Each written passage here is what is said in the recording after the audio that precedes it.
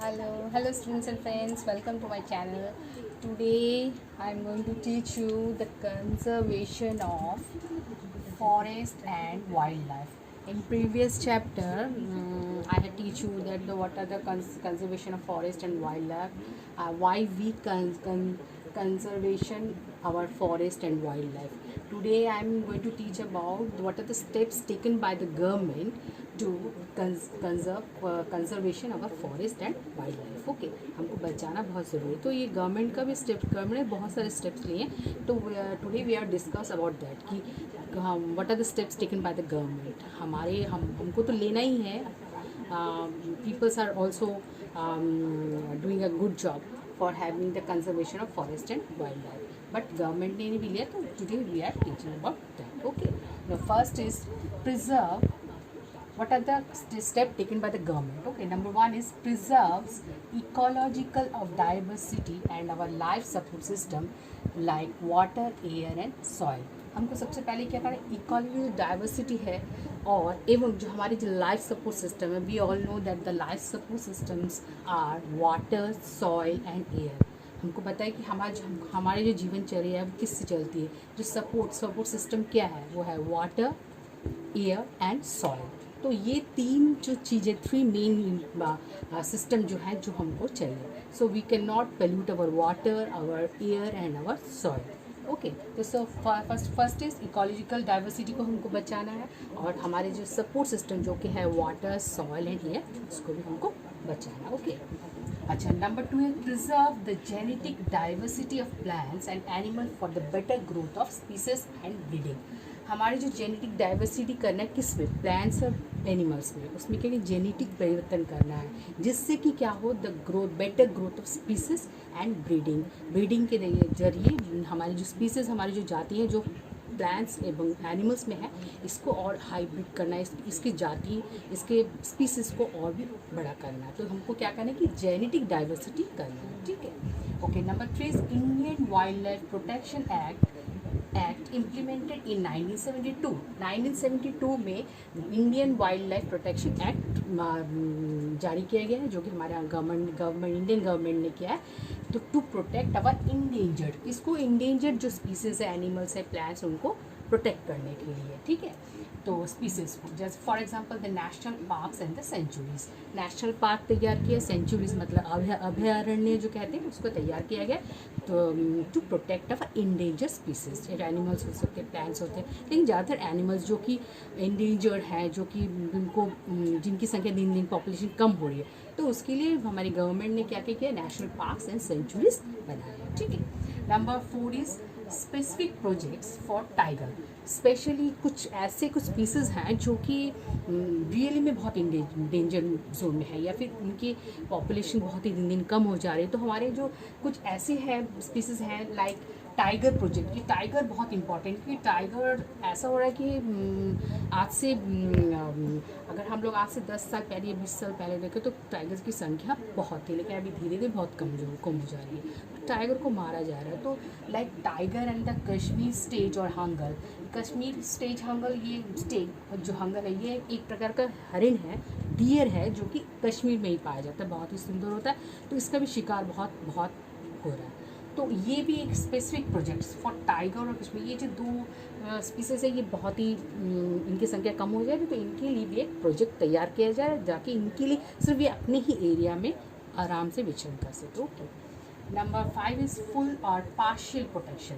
Either full protection दे सकते हैं या फिर कोई आधा पार्शियली प्रोटेक्शन हम दे सकते हैं. फॉर टू इंडियन एलिफेंट, जब Indian elephant for example black bug, जिसको चिंकारा कहते हैं, great Indian bustard godown and the snow leopard. ये जो कुछ स्पीसीज है जिनके लिए हम लोग क्या करते हैं, फुल प्रोटेक्शन भी दिया जा रहा है एवं पार्शियली प्रोटेक्शन भी दिया जा रहा है to save our this type of animals like Indian elephant, blackbuck, great Indian bustard Godawan and the snow leopard. Snow leopard इसके प्रीवियस चैप्टर में I had discuss that what about the snow leopard के बारे में हम लोगों ने पढ़ा था कि सच में उनकी संख्या भी बहुत धीरे धीरे बहुत कम हो रही है. अच्छा, while number 6 point is Wild Act of 1980 and 1986.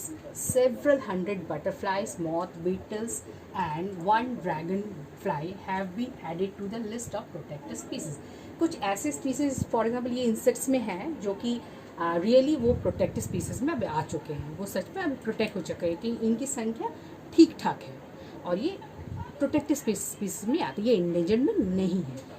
कौन कौन सा इंसेक्ट है? Butterflies, moth, beetles, one dragonfly जो जहाज के अंदर छोटे छोटे होता है ना इंसेक्ट, वो तो ये प्रोटेक्टेड स्पीसीज में आ चुके हैं।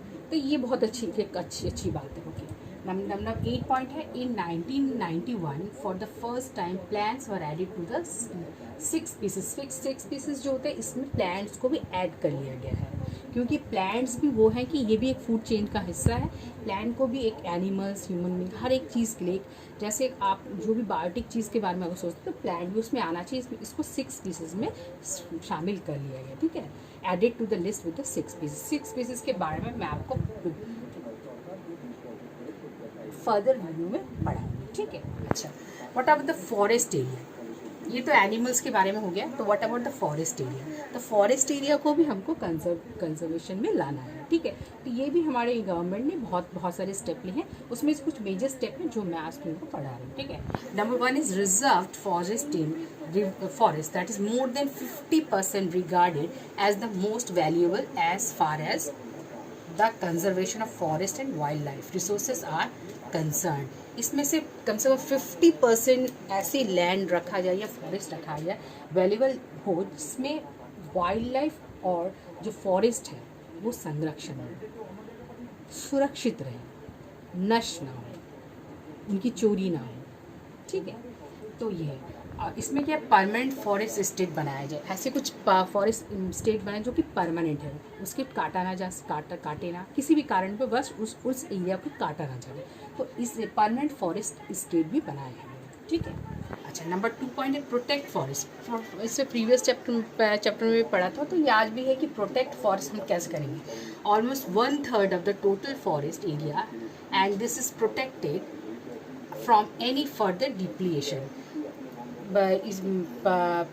जब फॉरेस्ट को प्रोटेक्ट हम लोग कैसे करेंगे कि कुछ भी जो 1/3 of the total forest area उसको प्रोटेक्ट करेंगे, जैसे कि फर्दर डिप्लेशन, उसकी कमी ना हो जाए, फॉरेस्ट की कमी ना हो जाए। ठीक है, तो इस ये भी एरिया में हम लोग कहते हैं ये भी परमानेंट फॉरेस्ट स्टेट में लाएंगे। ठीक है, जिससे कि फॉरेस्ट की डिप्लेशन ना हो जाए, सॉइल इरोशन ना हो, वनों की कटाई ना हो। ठीक है, जितना चाहिए बस नेसेसरी हो बस उतनी ही। Third point, unclassed forest are those forests, these are other forest and wasteland belonging to both government and the private individual and communities।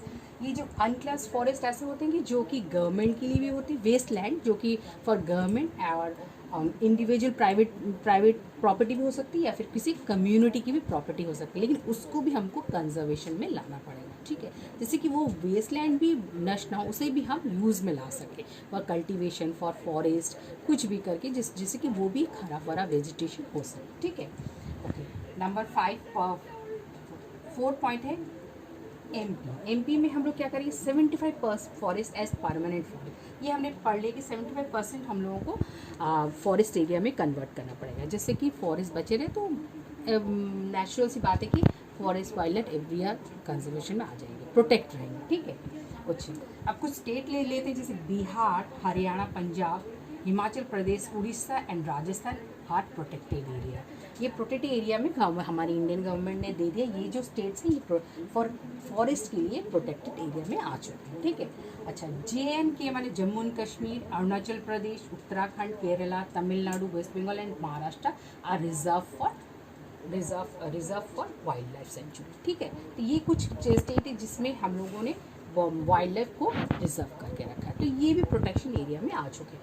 अच्छा, और एक है जी ऑल नॉर्थ ईस्टर्न स्टेट जो है, नॉर्थ ईस्ट में जो स्टेट्स हैं and the part of Gujarat are high % of unclassed forest. Unclassed forest ये सब नॉर्थ ईस्ट स्टेट और गुजरात में है जो कि अनक्लास्ड है, लेकिन उसे भी गवर्नमेंट ने ले लिया जैसे कि वो भी एक प्रोटेक्शन में आ सके, जिससे वो भी इन फ्यूचर यूज़ आ सके। अगर वो किसी इंडिविजुअल का हो या कम्युनिटी का भी हो, लेकिन वो एक वेजिटेशन में कन्वर्ट हो सके। ठीक है, सो टुडे आई एम